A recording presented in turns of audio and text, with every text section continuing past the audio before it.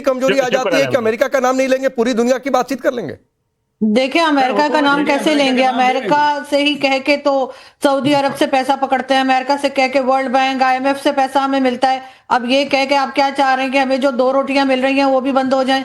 तो जाहिर है जब ये इकोनॉमी पे काम नहीं करेंगे और जगह जगह लोन्स और डोनेशंस मांगते फिरेंगे हमारे लीडर्स, और बड़ी बेशर्मी के साथ जाकर पैसा मांग रहे होते हैं। उसके बाद कहा जाता है जी गल्फ कंट्री से पाकिस्तानियों को निकाला जा रहा है जो भीख मांग रहे थे। तो भाई ये जो सूट और टाई लगा के जाते हैं ये भी तो भिखारी ही हैं। इनको क्यों गल्फ कंट्रीज बिठाती है या इनको क्यों नहीं निकाला जाता? जब तक ये हरकतें करते रहेंगे तो आपका ख्याल है कि अमेरिका का नाम ले सकेंगे? इस वक्त जो अमेरिकन कॉन्सुलेट से फायरिंग स्ट्रेट फायर किया गया पाकिस्तानियों के ऊपर, इनकी आवाज नहीं निकली, वरना इनको कहना चाहिए था कि हमारी जमीन से निकलो। उनका नहीं आजू एक तस्वीर तो ये भी आई, आपने अच्छा जिक्र छेड़ा, मैं आ रहा हूं जहांगीर आपके पास। एक तस्वीर तो ये भी आई कि जो भीड़ वहां पर पहुंची हुई थी उस भीड़ ने पहले अमेरिकन कॉन्सुलेट पर फायरिंग की है, ये तस्वीर सामने आई है, और उसके बाद उसका रिप्लाई वहां के मरीन कमांडोज ने दिया और 1 दर्जन से ज्यादा लोग पाकिस्तान के मारे गए हैं। बिल्कुल लोग मारे गए हैं, और जाहिर है कि ये तो ये समझ रहे थे कि शायद कोई प्रोटेस्ट करेगा ही नहीं, और चाहते भी नहीं थे कि कोई प्रोटेस्ट करे ईरान के लिए, क्योंकि इन्हें अमेरिका को खुश करना है। इसलिए कि डोनाल्ड ट्रंप तो इनसे पूछेंगे ना कि भाई तुम्हारी कंट्री में क्या हो रहा है कि मेरी कॉन्सुलेट पे अटैक हो रहा है और मुझे बुरा भला कहा जा रहा है। तो इस वक्त जो कुछ लीडरशिप ने करना तो वो आम लोग कर रहे हैं। ठीक ठीक बोलिए जहांगीर। कमजोरी इतनी है कि अमेरिका का नाम नहीं लेंगे, लेकिन इतनी ताकत भी है कि परमाणु बम की धमकी देंगे, इतनी ताकत भी है कि इधर उधर की बातचीत करेंगे। अच्छा, तो मेरा सवाल थोड़ा सुकून से सुनिएगा, जवाब सुकून से सुनिएगा। हाँ। देखें सर, ये इंटरनेशनल प्रोटोकॉल है, चाहे इंडिया की, इवन पाकिस्तान और इंडिया के हालात सही नहीं है, लेकिन कोई कानून पाकिस्तानी किसी भी अधिकारी को या किसी भी पाकिस्तान के बंदे को, सिविलियन को राइट नहीं देता कि इंडिया की एम्बेसी में जाए बगैर इजाजत के। क्योंकि इंडिया हर किसी एम्बेसी की डिग्निटी होती है, ऐसे समझा जाता है कि वो उसी मुल्क की जो है स्टेट है, वहां पे ना, इवन दो इजराइल की अगर एम्बेसी है यूएई में, तो कोई भी अधिकारी या कोई भी बंदा बगैर परमिशन के, चाहे उनका प्रेसिडेंट क्यों ना हो, उसको ये हक हासिल नहीं है जाए। जिन लोगों ने भी कानून हाथ में लिया है, जो चीज की है, उनको भुगतना पड़ा है, और वो अमेरिका का कानून वहां पे लागू होता है, पाकिस्तान का नहीं होता। अच्छा, दूसरा सवाल आप सुन ले। देखें, सबसे ज्यादा जो नुकसान हुआ है इस जंग में, सबसे ज्यादा इंडिया क्या हुआ है, क्योंकि चाबहार पोर्ट अभी मैं देख रहा था कोई भाई, मैं आपसे पाकिस्तान का पूछ रहा हूं, आप इंडिया की चिंता किए जा रहे हैं। मैं पूछ रहा हूं कि अमेरिका का नाम क्यों नहीं ले रहे हैं। मैं आ रहा हूं जनरल साहब आ रहा हूं। सरफराज जुड़ गए, चूंकि सरफराज भाई आप डिस्कनेक्ट हो गए थे बीच में। एक तर्क यहां पर दिया गया जहांगीर के द्वारा, और तर्क यह दिया गया कि मरियम नवाज ने इसलिए अमेरिका का नाम नहीं लिया क्योंकि रोजे से होंगी, कमजोरी हो गई होगी, पूरी दुनिया की बात कर लेंगे तब ताकत है, अमेरिका का नाम लेते कमजोरी आ जाती है। देखिए, अभी एक भाई साहब कह रहे थे, मैं उनका नाम तो खैर नहीं जानता, कि पाकिस्तान जो है वो छोटा भाई था, हिंदुस्तान बड़ा भाई था, बड़ा भाई है, और बड़ा भाई हमेशा ही रहेगा। नहीं, मैं तो एक बात कहता हूं सरफराज भाई, आपको इंटरप्ट कर रहा हूं, एक बात कह रहा हूं, सोशल मीडिया पर कुछ और चलता है, भाई भाई नहीं, हिंदुस्तान तो बाप है, तो बाप बेटे का रिश्ता है, ये भाई वाला रिश्ता कहां चलता है? मोदी साहब कहते हैं। देखिए, इनका एजेंडा है, ये जानते हैं अच्छे से, इनके हुक्मरान जानते हैं, इनके नेता जानते हैं, और ये अब से नहीं, पहले से ही इनकी ये पॉलिसी रही है। लेकिन कोई बात नहीं, पहले भी जो सरकारें हमारी रही है उन्होंने जवाब दिया। अब तो हिंदुस्तान के दुनिया के ताकतवर नेता प्राइम मिनिस्टर नरेंद्र मोदी साहब हैं, जिनके नाम से ही जो हमारा पड़ोसी मुल्क है, जो हमारे छोटे भाई लोग हैं, वो वैसे ही डर जाते हैं। और चूंकि पाकिस्तान जैसे ही मोदी साहब का नाम सुनते, भारत का नाम सुनते, तो हालत खराब हो जाती है। इनसे अफगानिस्तान तो संभल नहीं रहा है, ये हिंदुस्तान को क्या संभालेंगे? भाई पहले अफगानिस्तान को संभाल लीजिए, बलूचिस्तान को संभाल लीजिए, उसके बाद हिंदुस्तान। सरफराज भाई, हम संभाल रहे हैं, बड़े सुकून से हम संभाल रहे हैं, उनको बड़े सुकून से संभाल रहे हैं, और आपको भी बड़े सुकून से संभाला, इतना संभाला कि आपके तैयारे उड़ नहीं पाते, आपके पायलट डर के मारे ऐसे ही। भाई अब माथुर सर आपको लाता हूं, हमारे क्यारों को उड़ने की जरूरत इतनी है कि बस अपनी सीमा में ऊपर चले जाए, वही सर राफेल जहां चाहे पाकिस्तान में ठोक देगा, तो नहीं उधर की बातचीत है। माथुर साहब, राकेश, मैं आपके प्रश्न का उत्तर देने से पहले सिर्फ एक चीज और बताना चाहूंगा। इन लोगों को यह भी पता होना चाहिए, अब ईरान की बात कर रहे हैं, अमेरिका की बात कर रहे हैं। पिछली बार जब अमेरिका ने ईरान के ऊपर हमला किया था 12 जून 2025 को, उस दिन भी असीम मुनीर डोनाल्ड ट्रंप के लैप में बैठे हुए थे अमेरिका में जब ये हमला हुआ है। और 6 दिन जब आपके पड़ोस में लड़ाई चल रही है, उसके बाद 6 दिन जाकर के एक देश का सेनाध्यक्ष दूसरे देश में जाकर के बैठ जाता है। एक होटल में रहता 6 दिन। ये बात इनको समझने की है। जहां तक सवाल एयरफोर्स, अफगानिस्तान के पास ना एडी है, ना एयरफोर्स है, ना कोई वर्थवाइल फोर्स है, बावजूद उसके ये लोग उनको पिछले 5 दिन से कुछ नहीं कर पाए हैं और ये कहते हैं कि हमने 3 दिन में भारत का ये कर दिया, वो कर दिया। ये सब ये भी जानते हैं, हम भी जानते हैं, हमारे जो जहाज थे वो कहां थे, ये बिल्कुल क्लैरिफाई हो चुका है पूरी दुनिया में। और इस ऑपरेशन सिंदूर के बाद राकेश, एक मिनट, इस ऑपरेशन सिंदूर के बाद राकेश, जो असेसमेंट किया गया है उसमें ऑपरेशन सिंदूर में परफॉर्मेंस की वजह से भारत की सेना को और भारत की एयरफोर्स को चीन से भी ऊपर ला करके रखा गया है। ये बात इनको समझ में आने की आवश्यकता है। और फिलहाल आप इस बात को छोड़ें कि आप भारत के साथ क्या कर सकते हैं। 2 जनरेशन पहले ये भी भारतीय थे, 2 जनरेशन ऊपर जाके चेक कर लेंगे तो पता पड़ेगा ये कौन थे। तो भारत को क्या है क्या नहीं है ये सब जानते हैं। ठीक है, मेजर नदीम मैं आता हूं जहांगीर आपके पास। मेजर नदीम, मैं आपसे पूछ रहा हूं, अमेरिका गुनहगार है या नहीं, या सिर्फ अकेले इजराइल गुनहगार? बिल्कुल गुनहगार है।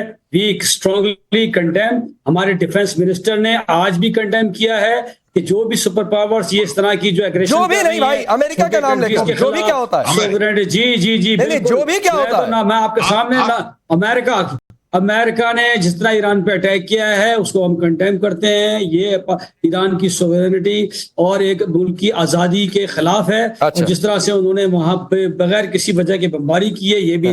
दूसरी बात ये है कि 3 जनरेशन पहले हम आपके दादा थे।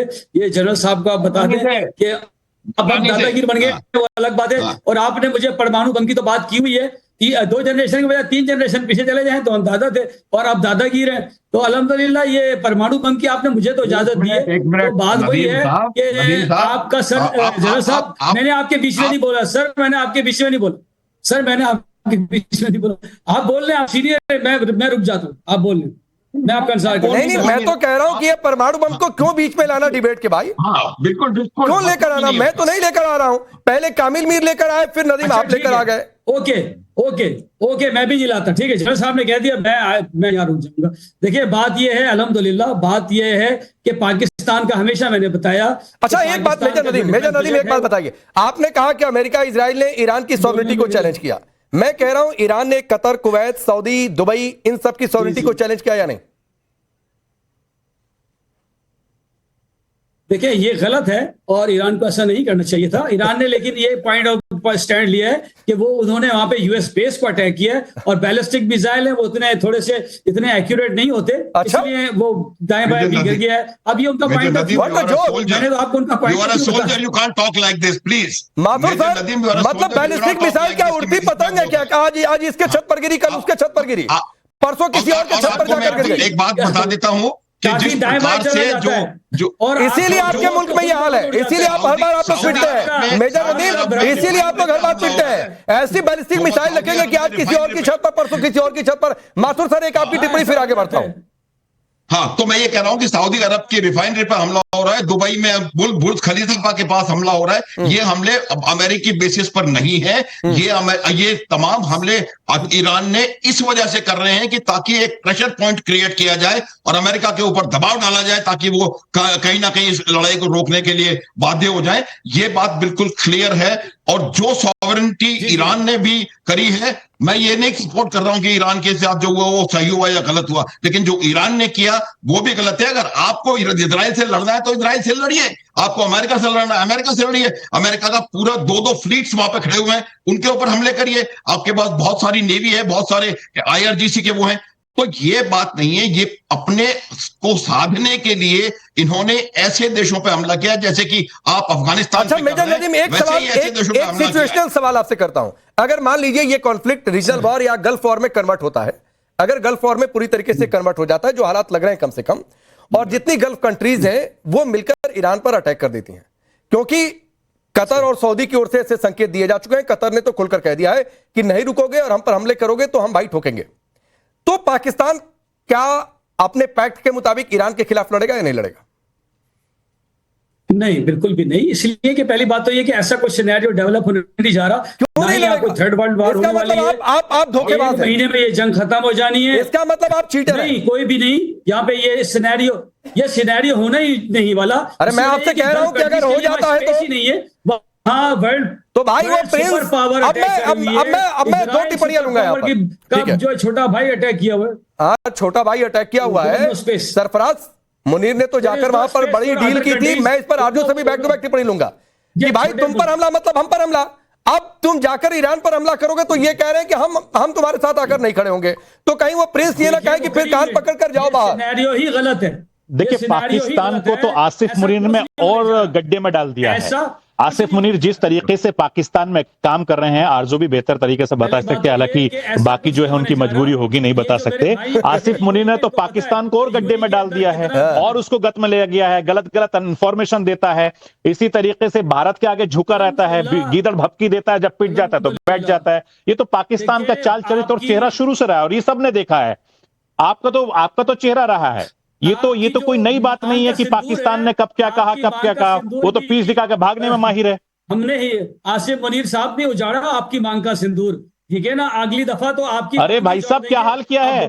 आसिफ मुनीर खुद अपनी जान बचाते घूम रहा था। भाई साहब कौन सी दुनिया में आप, अरे आप तो खुद डिफेंस में रहे हैं, आप तो खुद वहां की सरकार वहां रहे हैं, सोचिए उसका क्या हाल था। Not you, everybody else is okay, not Mathur साहब, फिर ना आसिफ मुनीर की हालत क्या थी सबको मालूम है भाई साहब। के बाल उड़ा देंगे। आप ऐसे ही बाज उड़ाते रहिए। आरजू मालूम है आरजू कैसा मुल्क है मैं नहीं समझ पा रहा हूँ। ठीक है हम हिंदुस्तानी हैं, हम हमारे सोचने का अलग तरीका, लेकिन यहां पर 4 लोग आपको लेकर पाकिस्तानी हैं। मतलब हम डील करेंगे लेकिन डील में अपने हिसाब से कहेंगे तुम ईरान से लड़ोगे तो तुम्हारे साथ नहीं लड़ेंगे, जो मेजर नदीम ने कह दिया। कह रहे हैं कि ये सीन आएगा नहीं, हम भी नहीं कह रहे कि सीन आए। मैं नहीं चाहता हूं दुनिया में कहीं जंग हो, गल्फ वॉर हो जाए, एक नए सिरे से जंग शुरू हो जाए। लेकिन पैक्ट के मुताबिक अगर शुरू हो गया और सब ईरान से मिलकर लड़ने लगे तो कायदे से पाकिस्तान को लड़ना चाहिए। मुनीर को जाकर कहना चाहिए देखो मैं फील्ड मार्शल, मैं तुम्हारी ईरान से रक्षा करूंगा, लेकिन कह रहे हैं भाग जाएंगे। तो देखा जाएगा ना जब नहीं देखिए कहां लड़ेंगे। यहाँ तो मुझे वो शोले का सीन याद आ रहा है, आधे इधर जाओ आधे उधर जाओ बाकी मेरे पीछे आओ। मुझे लग रहा है वो होने जा रहा है, क्योंकि एक तरफ बलूचिस्तान है, दूसरी तरफ अफगानिस्तान है, तीसरी तरफ आप लोग भी शुरू हो जाते हैं। हर थोड़ी देर बाद सरफराज भी कहते जा रहे हैं ऑपरेशन सिंदूर की, बार बार याद दिला रहे। तो आप लोग इधर से आप लोग तो शुरू हो जाएगा। मोदी जी से क्या थोड़ा आराम से बैठे, जरा हम इधर से निपट ले फिर आपको देखेंगे। तो इधर दूसरी तरफ ईरान भी अगर नाराज हो गया, आपने अगर ईरान के कान में भी ये बात डाल दी कि हम सऊदीया के साथ देने जा रहे हैं, तो यकीनन हम तो चारों तरफ से गिर जाएंगे। नहीं एक तो खबर आई, पता नहीं वो खबर कितनी सच्ची है या झूठी है, लेकिन सोशल मीडिया पर चली। मैं तो ऐसे कोट कर दे रहा हूं क्योंकि बहुत कंफर्म मेरे पास जानकारी नहीं है। और वो खबर यह है कि ईरान की ओर से यह भी कहा गया कि अमेरिका पाकिस्तान के एयर स्पेस का इस्तेमाल कर रहा है और इसकी हम जांच करेंगे। और अगर सही ये गलत, जहांगीर मैं भी कह रहा हूं कि मुझे इस खबर की पुष्टता की जानकारी नहीं है। मैं नहीं कह रहा हूं कि यह खबर सच है कि झूठ है, मैं इस पर नहीं कह रहा हूं। मैंने तो कहा कि सोशल मीडिया पर चली ऐसी खबर, सच है या झूठी है मैं नहीं जानता। नहीं मुझे नहीं लगता कि खबर सच्ची है। मैं बता देता हूं, इतना बड़ा रिस्क पाकिस्तान लेगा ऐसा नहीं हो सकता, क्योंकि अफगानिस्तान हो या ईरान हो, ये कंट्रीज जिस तरह से पाकिस्तान के साथ डील करती हैं, मुझे नहीं लगता कि हम इस तरह का कोई गलती दोबारा दोहराएंगे जो हमने पहले अफगानिस्तान के लिए 20 साल दोहराई थी। आप जानते हैं कि जिस तरह से अमेरिका का साथ दिया था, मुझे नहीं लगता कि अब दोबारा। आरजू लेकिन एक बात आपने नोटिस किया, माथुर सर या सरफराज आपने एक बात नोटिस किया, जैसे मैंने कहा कि ये खबर सोशल मीडिया पर चल रही है, मेजर नदीम तुरंत कूद पड़े, ना ये गलती है। पता चला ईरान कहां फेंक रहा है, एक आकर पाकिस्तान पर ही ना गिर जाए भाई, तो बच के रहो भाई। नदीम साहब की मजबूरी है, क्योंकि नदीम साहब पाकिस्तान में रहते हैं, उनको पेंशन भी लेनी है, उनको पता है कि अगर मैं ये बात नहीं करूंगा तो और हालत खराब हो जाएगी। रही बात आरजू की, चूंकि आरजू सुलझी समझदार पत्रकार हैं, उनको तो हिंदुस्तान में दुबई में कहीं भी जगह मिल जाएगी। नदीम साहब को तो कहीं भी जगह नहीं मिलने की है। नदीम साहब तो बेचारे जब तक उनकी बात, हमारी फिगर छोड़े, कामिल